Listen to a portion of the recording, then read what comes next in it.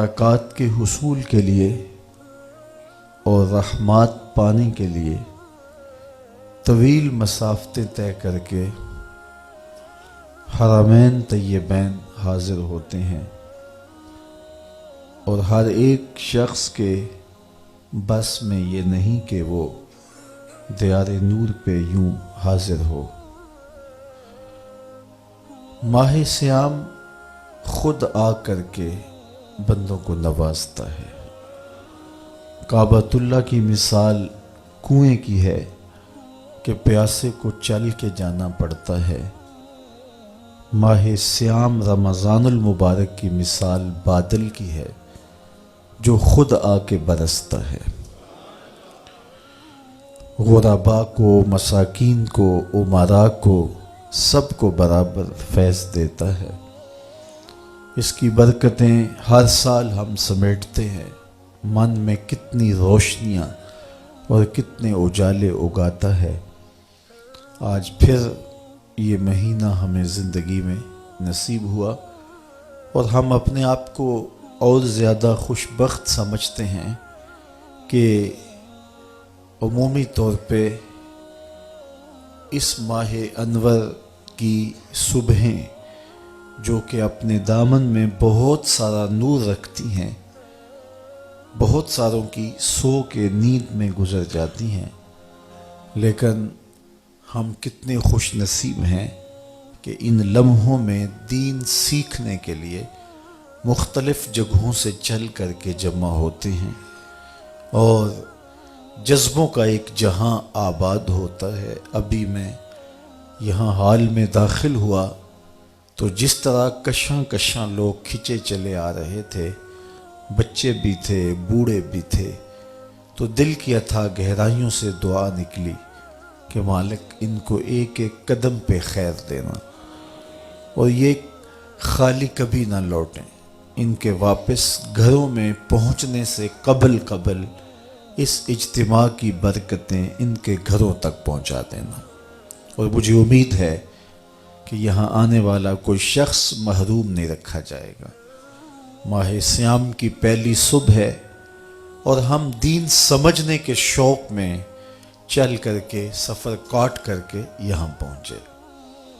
ظاہر ہے رات دیر سے سوئے، صبح جلدی اٹھے اور سحری بھرپور کرنے کے بعد نیند کا غلبہ بھی ہوتا ہے، لیکن قربانی دے کے آپ کا یہ پہنچنا سعادت مندی ہے اور یہ رائے گاہ نہیں جائے گا۔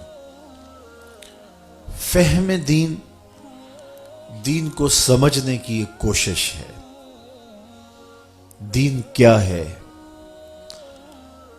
بعض لوگوں نے نماز، روزہ، حج اور زکوٰۃ کو ہی دین سمجھ لیا ہے۔ یہ دین کا ایک حصہ ہے، لیکن دین مختلف چیزوں کے مجموعے کا نام ہے۔ اعتقادات، عبادات، معاملات اور اخلاقیات۔ اعتقادات، ہمارے عقیدے کیا ہونے چاہیے، نظریات کیا ہونے چاہیے اللہ تعالیٰ جل شانہ کے بارے میں۔ وہ واجب الوجود ہے، واحد ہے، احد ہے، صمد ہے، بے نیاز ہے، پوری کائنات کو اسی نے تخلیق کیا ہے، وہ تخلیق ہونے سے پاک ہے، کسی کا باپ نہیں، کسی کا بیٹا نہیں، اس کو کسی کی ضرورت اور حاجت نہیں، پوری کائنات اسی کی محتاج ہے۔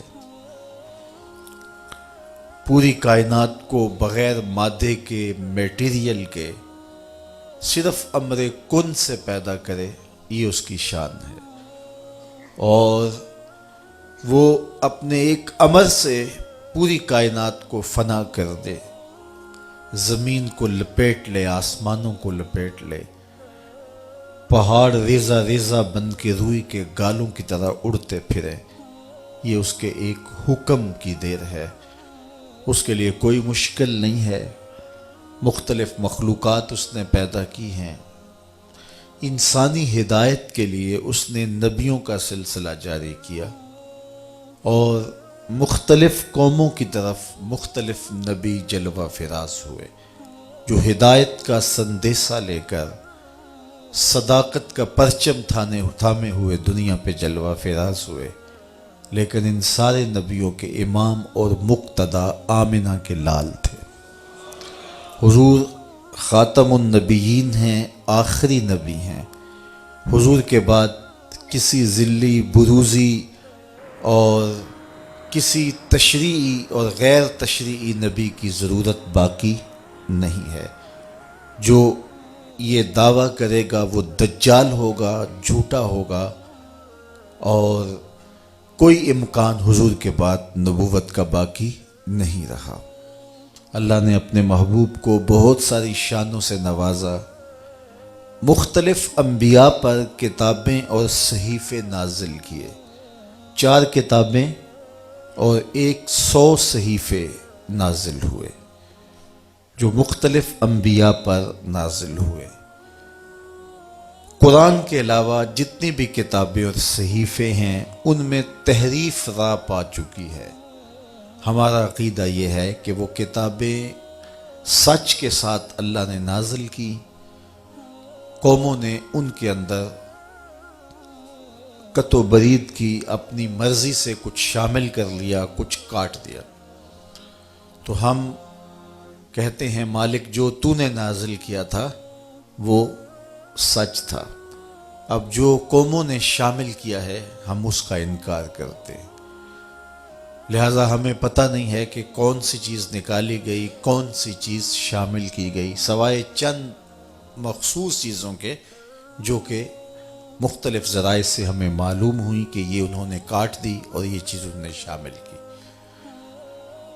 قرآن مجید وہ واحد کتاب ہے جس میں کوئی تغیر اور کوئی تبدل ممکن نہیں ہے، اور یہ میرے اور آپ کے آقا و مولا حضور کے سینہ اطہر میں نازل ہوئی، اور اس کتاب کی حفاظت اللہ نے اپنے ذمہ کرم پہ لی۔ اس کا ظاہری انتظام حفاظت کا یوں ہوا کہ اس کو یاد کرنا آسان کر دیا گیا۔ باقی کتابوں کے حافظ نہیں ہوتے تھے، یہاں آج کل تو منظر دیکھنے کو ملتا ہے، ہر مسجد سے قرآن پڑھنے کی صدائیں آ رہی ہیں۔ یہ اس کتاب کا معجزہ ہے اور یہ سینوں میں محفوظ ہے، اس کے احکام اٹل ہیں، اس کی ہر بات سچی ہے۔ یہ وہ کتاب ہے جس کو کھولتے ہی ملے گا ذالک الکتاب لا ریب فیہ۔ دنیا کے بڑے سے بڑے مصنف نے بھی کچھ لکھا ہو تو وہ آخر میں لکھتا ہے یا ابتدا میں کہ کوئی ایسا سکم پائیں تو مجھے بتائیں تاکہ اگلے ایڈیشن میں اس کی اصلاح کر دی جائے، لیکن یہ کتاب کھولتے ہی ملے گا اس میں کوئی سکم ہے ہی نہیں۔ اور یہ صرف کتاب اللہ قرآن مجید کا دعویٰ ہے، باقی دنیا کے بڑے بڑے مصنفین یہ دعویٰ نہیں کر سکتے۔ امام شافعی علیہ رحمہ نے ایک جز لکھا اور اپنے شاگرد کو کہا کہ اس کو میرے سامنے پڑھو، ہو سکتا ہے کوئی غلطی رہ گئی ہو تو میں اس سے آگاہ ہو جاؤں اور تصحیح ہو جائے۔ تو اس نے آپ کے سامنے اس کتاب کو پڑھا تو آپ کچھ غلطیوں پر متنبہ ہوئے اور اصلاح فرمائی۔ کہا پھر دوبارہ پڑھو، پھر دوبارہ پڑھا گیا تو پھر نئی غلطیوں پر متنبہ ہوئے اور اصلاح کی۔ پھر کہا پڑھو، تیسری مرتبہ پڑھا تو پھر سوچا کہ یہاں یہ لفظ ہوتا تو زیادہ بہتر تھا، اسے کاٹ کے اسے لگاؤ، یہاں یہ رکھو۔ اس طرح وہ کتاب امام شافعی علیہ رحمہ کے سامنے 70 مرتبہ پڑھی گئی، اور ہر بار کسی نئی غلطی سے متنبہ ہوتے۔ پھر آپ نے پڑھنے والے کو کہا داہو، اسے چھوڑ دے، شافعی کی کتاب یہ حق نہیں رکھتی کہ اس میں کوئی غلطی نہ ہو، یہ حق صرف اللہ کی کتاب قرآن کو حاصل ہے۔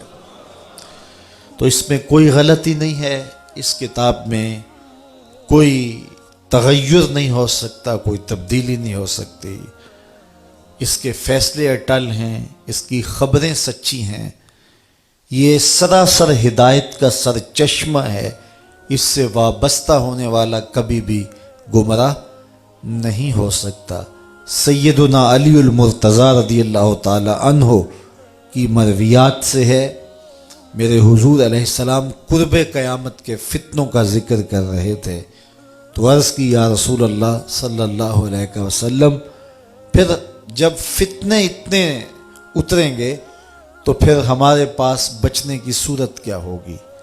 تو برجستہ فرمایا اللہ کی کتاب قرآن مجید، تو یہ کتاب اگر پاس ہو، من میں اتار لو تو پھر گمراہیاں قریب نہیں آ سکتی، آپ ہدایت کی راہوں کے مسافر ہوں۔ اللہ تعالیٰ جل شانہ نے جنت دوزخ کو پیدا کیا اور ان پر ایمان لانا ہمارے اعتقادات میں شامل ہے۔ جنت اللہ کی رضا کا مظہر ہے، دوزخ اللہ کے قہر و غضب کا مظہر ہے۔ مطلب کیا؟ جس پہ راضی ہوگا اس کو جنت میں بھیجے گا، جس پہ ناراض ہوگا اس کو جہنم میں ڈالے گا۔ اس لیے جنت اور دوزخ کا مذاق اڑانا، ان کو ہلکا جاننا، یہ مومن کا شیوا نہیں ہے۔ تو یہ اللہ کی رضا اور قہر و غضب کے مظاہر ہیں۔ حضور علیہ الصلاۃ والسلام نے جنت کے لیے دعائیں کی ہیں اور جہنم سے پناہ طلب کی ہے۔ امتیوں کو بھی کہا جب اللہ سے مانگو تو جنت الفردوس، جہنم سے پناہ مانگنے کی تلقین کی گئی، چونکہ وہ اللہ کے قہر و غضب کا مظہر ہے۔ تو جنت اور دوزخ، ان پر ایمان لانا، یوم حشر پر ایمان لانا، جس کی مقدار قرآن نے بتائی ہے کہ وہ 50,000 سال کا ایک دن ہوگا اور کاٹنے سے کٹے گا ہی نہیں، لیکن مومن کے لیے ایسے کٹے گا جس طرح عصر کی نماز کا وقت کٹتا ہے۔ اللہ اکبر! جس طرح قبر برزخ کی زندگی ہے، وہ بھی ہمارے ایمانیات میں شامل ہے کہ مرنے کے بعد ہم دوبارہ اٹھائے جائیں گے اور قبر میں ہمیں 3 سوال پوچھے جائیں گے۔ پھر قبر یا جنت کے باغوں میں سے باغ ہے یا جہنم کے گڑھوں میں سے گڑھا ہے۔ جس کے لیے جہنم کا گڑھا، تو اس کے لیے قبر کی منزل کاٹنا بھی مشکل ہوگی۔ وہاں عذاب مسلط کر دیے جائیں گے، سانپ مسلط کر دیے جائیں گے، بچھو مسلط کر دیے جائیں گے، لیکن جو مومن ہوگا اس کی قبر جنت کے باغوں میں سے ایک باغ ہوگی اور اس کے لیے قبر کی منزل کاٹنا مشکل نہیں ہوگی۔ وہ ایسے ہی ہوگا جس طرح ہار ٹوٹ گیا اور اس کے موتی اکٹھے کرنے لگا تو اتنے میں قیامت کھڑی ہوگی۔ تو یہ ہمارے اعتقادات ہیں۔ فرشتوں پر ہمارا عقیدہ کہ وہ ایسی مخلوق ہے جو مختلف شکلوں میں متشکل ہو جاتی ہے اور اللہ کی نافرمانی نہیں کرتی۔ اسی طرح جن بھی مخلوقات میں شامل ہے۔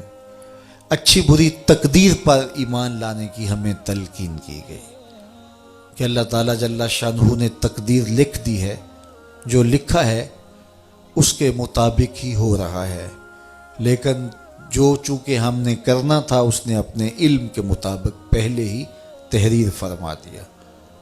ہمارے دونوں کندھوں پر 2 فرشتے ہیں کرامن کاتبین، جو ہمارے اعمال کو لکھ رہے ہیں اور قیامت کے دن وہ دفتر اللہ کے حضور پیش کر دیں گے، اور پھر وہ دفتر جس پر نامہ اعمال لکھے ہوں گے، وہ نامہ اعمال کا دفتر قیامت کے دن بندے کے ہاتھ میں دیا جائے گا۔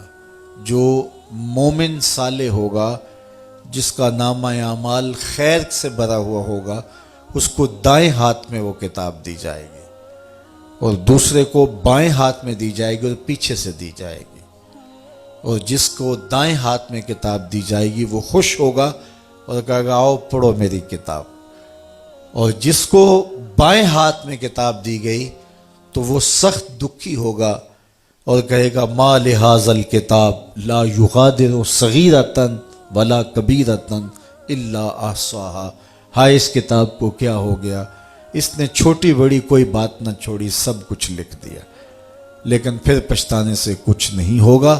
آج کا پچھتاوا کل کی بہتری کی ضمانت ہو سکتا ہے۔ ایمانیات میں اور بھی بہت ساری چیزیں آتی ہیں اور ان پر ایمان لانا ہمارے اوپر لازم اور ضروری ہے۔ بنیادی ہمارے عقیدے تین ہیں: عقیدہ توحید، عقیدہ رسالت اور عقیدہ آخرت۔ تو یہ دین کا ایک حصہ ہے ایمانیات، نظریات یا اعتقادات۔ دوسرا حصہ ہے عبادات۔ عبادات میں نماز آتی ہے۔ دن میں 5 مرتبہ نماز مرد عورت پر فرض کی گئی ہے، اور مسافرت کی صورت میں، بیماری کی صورت میں بھی نماز کی معافی نہیں، سوائے خواتین کو ایام مخصوصہ میں انہیں رخصت دی گئی ہے، چھٹی دی گئی ہے، اور وہ اس کی قضا بھی نہیں کریں گی۔ ہاں، روزے کی قضا ان کے اوپر لازم ہے، لیکن نماز کی قضا ان پر نہیں ہے۔ باقی نماز کی بیماری کی حالت میں بھی چھٹی نہیں ہے، سفر کی حالت میں بھی چھٹی نہیں ہے، حتیٰ کہ اگر نماز کے لیے وضو کا پانی دستیاب نہیں ہے تو تیمم کر کے نماز پڑھی جائے گی۔ اگر کھڑا ہونے کی سکت نہیں رکھتا تو بیٹھ کے پڑھی جائے گی، بیٹھ کر نہیں پڑھ سکتا تو لیٹ کے پڑھی جائے گی۔ تو یہ ہے عبادات میں ایک چیز نماز، اور نماز اسلام کا اہم اور بنیادی رکن ہے۔ جو نماز کا انکار کرتا ہے یا نماز کو ہلکا جانتا ہے یا نماز کا تمسخر اڑاتا ہے، وہ بے دین ہے، کافر ہے، دائرہ اسلام سے خارج ہے۔ چاہے وہ کوئی عام شخص ہو، چاہے ملنگ ہو، چاہے کوئی بھی ہو، جو نماز کا تمسخر اڑائے اس کا دین سے کوئی تعلق نہیں ہے۔ جو نماز جان بوجھ کے نہیں پڑھتا وہ گناہ گار ہے، اور گناہ کبیرہ کا مرتکب ہوتا ہے۔ بعض ائمہ نے کہا کہ اسے قتل کیا جائے گا، بعض نے کہا کہ اس کو قید میں ڈال دیا جائے گا۔ یہ امام اعظم امام ابو حنیفہ علیہ رحمہ کا موقف ہے کہ بے نمازی کو حاکم وقت قید میں ڈال دے گا یہاں تک کہ وہ توبہ کرے، اگر توبہ کرے گا تو اسے چھوڑ دیا جائے گا۔ یہ ہے حضرت امام اعظم امام ابو حنیفہ کا موقف۔ تو نماز اس قدر اہم عبادت ہے کہ اس کے ترک کرنے پر سخت وعید آئی ہے، اور قیامت کے دن بندے سے سب سے پہلا جو سوال کیا جائے گا وہ نماز کا ہی سوال ہوگا۔ تو جس نے یہ سوال اس کا اچھا جواب دے دیا وہ کامیاب اور بامراد ہوا، اور جو اس کا جواب ہی نہ دے سکا وہ خاسر و نامراد لوٹے گا۔ دوسری چیز زکوٰۃ ہے۔ زکوٰۃ بھی اہم رکن ہے، اور اس کا انکار کرنا بھی کفر ہے۔ اگر کوئی زکوٰۃ نہیں دیتا تو سخت گناہ گار ہے، گناہ کبیرہ کا مرتکب ہے۔ حاکم وقت کو یہ اختیار ہے کہ ان سے جبراً زکوٰۃ وصول کر لے۔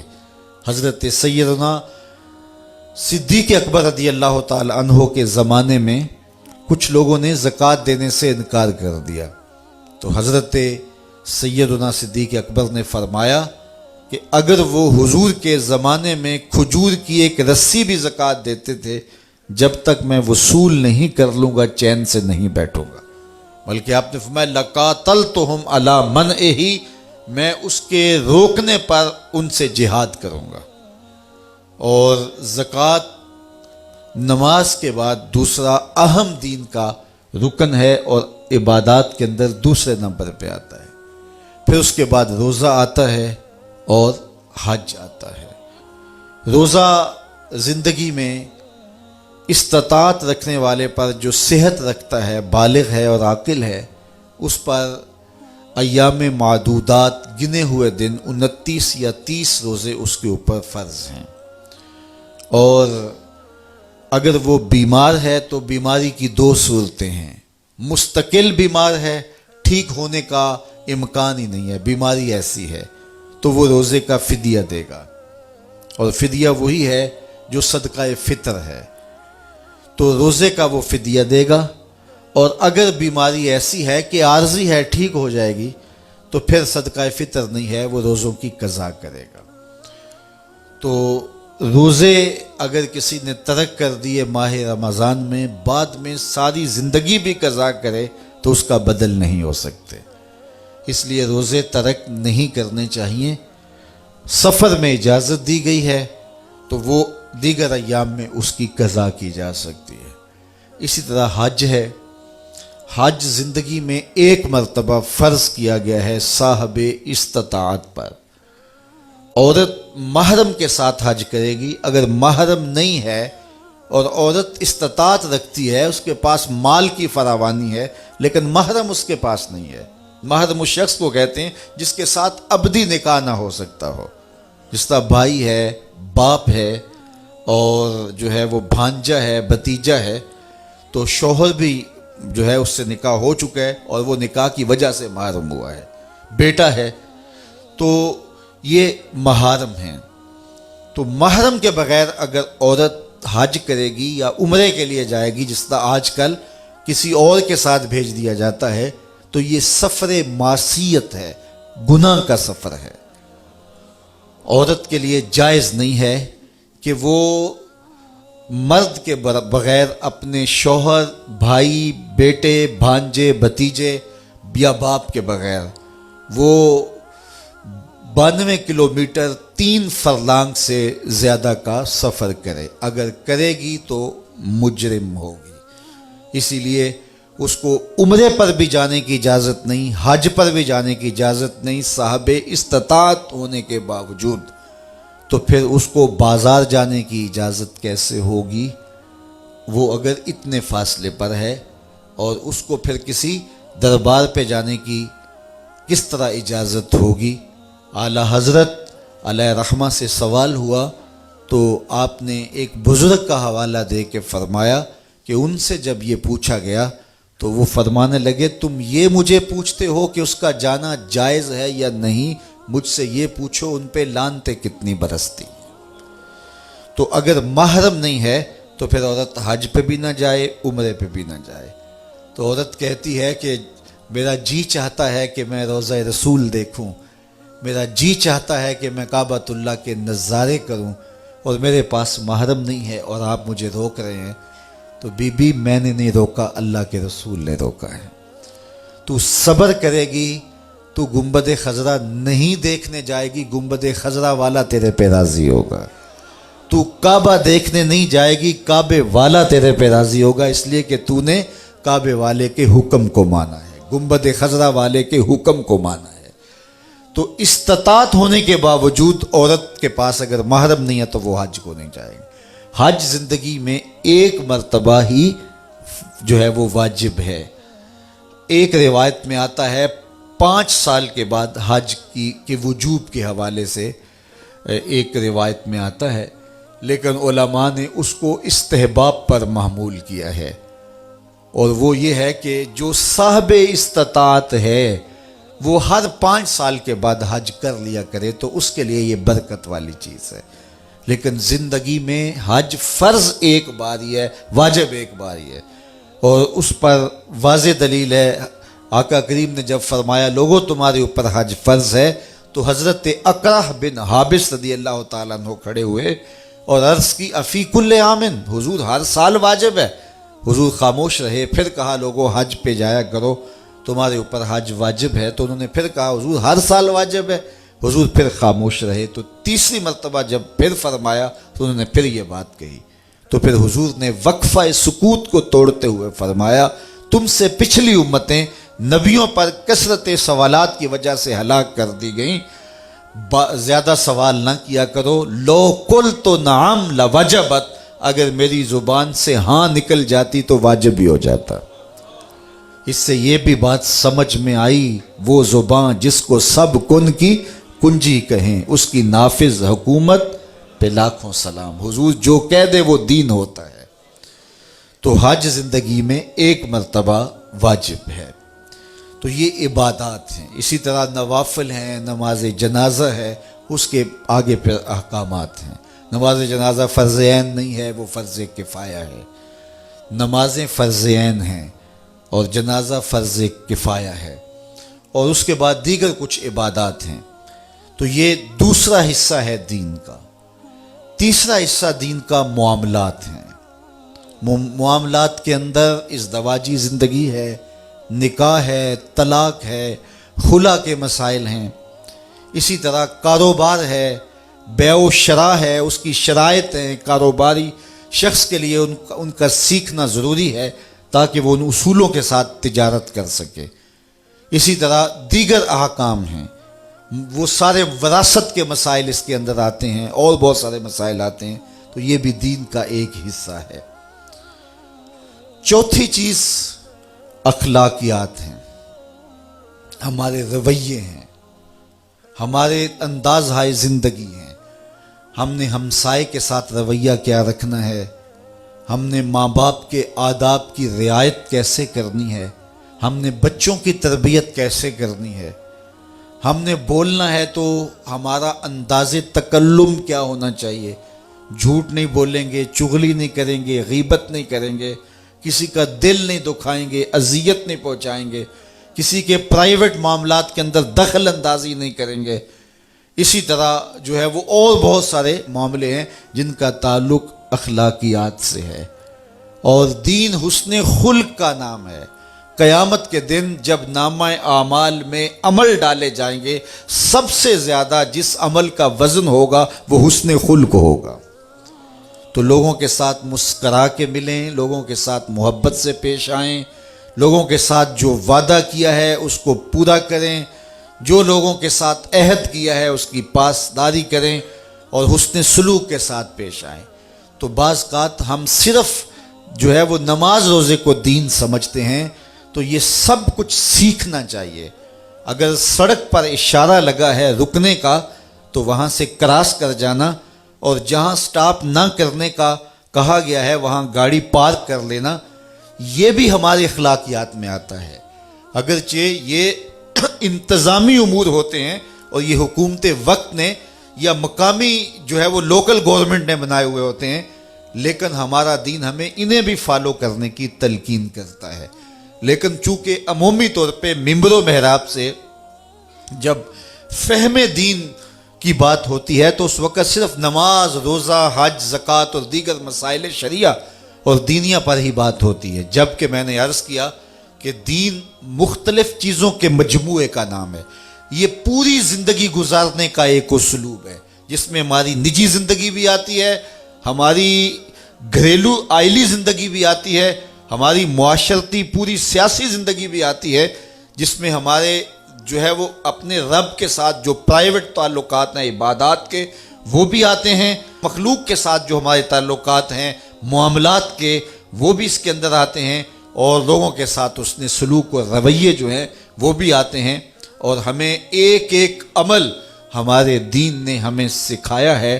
میرے آقا کریم علیہ الصلوۃ والسلام نے واش روم میں داخل ہونے کا طریقہ بھی بتایا، وہاں بیٹھنے کا سلیقہ بھی بتایا، اور ہمیں سایہ دار درخت کے نیچے بول و براز کرنے سے روکا گیا، اس لیے کہ کوئی گزرتا ہوا شخص سستانے کے لیے وہاں رکے گا تو پھر اس کو وہاں اس بول و براز کی وجہ سے تعفن اور بدبو کا سامنا کرنا پڑے گا جو اس کی طبیعت پہ گراں ہوگا۔ اس لیے سایہ دار درخت کے نیچے بھی بول و براز کرنے سے منع کیا گیا، پھل دار درخت کے نیچے بھی بول و براز کرنے سے منع کیا گیا، کہ اوپر سے کوئی پھل گرے گا تو وہ گندی جگہ پہ گرے گا، تو اگر کوئی شخص اس کو اٹھا کے کھا لیتا ہے تو وہ بیماری کا شکار ہو سکتا ہے۔ اس سے ہمیں منع کیا، یہ بات ہمیں سمجھائی گئی اور ہمیں یہ بات سکھائی گئی۔ ہمارے دین نے کوئی امر ہم سے مخفی نہیں رکھا ہے۔ حضور نے فرمایا انما انا لکم مثل الوالد، فرمایا لوگوں میں تمہارے لیے باپ کی جگہ پر ہوں۔ جس طرح باپ اپنے بچے کو چھوٹی چھوٹی باتیں بھی سکھاتا ہے اور بڑی بڑی باتیں بھی سکھاتا ہے، آمنہ کے لال نے ہم سے کوئی شے کائنات کی مخفی نہیں رکھی، اپنی امت کو ہر شے سکھا کے گئے۔ بیٹھنے اٹھنے کا سلیقہ بتایا، سونے جاگنے کا سلیقہ بتایا، کھانے پینے کا سلیقہ بتایا، پانی پینے کا طریقہ بتایا، اور اس کی مقدار کیا کچھ حضور نے ہم سے جو ہے وہ شیئر نہیں کیا، کیا کچھ حضور نے ہمیں بتایا نہیں۔ اس لیے دین جو ہے وہ صرف چند عبادات کا نام نہیں ہے، دین معاملات، اخلاقیات اور جو ہے وہ دین اعتقادات اور عبادات، ان چاروں چیزوں کے مجموعے کا نام ہے۔ اس لیے ہمیں ساری چیزوں کو سمجھنا چاہیے اور ان چیزوں پر عمل کرنا چاہیے، اور زندگی کے ایک ایک گوشے کے اندر ہمیں پوری رہنمائی دی گئی ہے۔ کسی دین نے جو ہے وہ کسی اپنے ماننے والے کو اتنی تفصیل سے آگہی نہیں دی جتنی دین اسلام نے اپنے ماننے والوں کو آگہی دی ہے۔ اس لیے ہمیں مسجد سے پورا دین سیکھنا چاہیے، اور جو بھی ہم کر رہے ہوں وہ ہمارا دین ہوتا ہے، اور ہماری دنیا کیا ہوتی ہے؟ وہی کام جو ہم کر رہے ہیں جب خدا سے کٹ کے کریں گے تو پھر وہ دنیا ہوگی، خدا سے جڑ کے کریں گے تو وہ دین ہوگا۔ ملا رومی فرماتے ہیں چیز دنیا از خدا غافل بدن، دنیا کیا ہے؟ خدا سے غافل ہونا دنیا ہے۔ وہی کام دنیا بن جائے گا اگر خدا سے غافل ہو کے کریں گے، اور وہی کام دین بن جائے گا اگر خدا کے تابع ہو کے کریں گے۔ حدیث میں آتا ہے کہ حضور نے فرمایا جو لقمہ کما کے تم اپنی بیوی کے منہ میں رکھتے ہو وہ بھی صدقہ لکھا جاتا ہے، جو تم اپنے بچوں کو کھلاتے ہو وہ بھی صدقہ ہے، جو تم اپنے ہمسایوں کے ساتھ سلوک کرتے ہو وہ بھی صدقہ ہے۔ حتیٰ کہ مرد جب اپنی بیوی کے ساتھ تنہائی میں بیٹھتا ہے اور اس سے خوش گپیوں میں مصروف ہوتا ہے، اللہ کے محبوب فرماتے ہیں اس پر بھی اس کو اجر دیا جاتا ہے۔ تو مومن کی تو پھر پوری زندگی دین ہی دین ہے، اور یہ نفع ہی نفع ہے۔ اس لیے ہمیں اپنی خواہشات کو ترک کر کے اللہ رسول کے سپرد اپنے آپ کو کرنا ہوگا۔ تو جب اللہ رسول کے ہم سپرد کر دیں گے تو ہماری خواہشات کا وہ خود لحاظ رکھتے ہیں۔ خوشی کا موقع ہے تو ہمیں ضابطے دیے گئے۔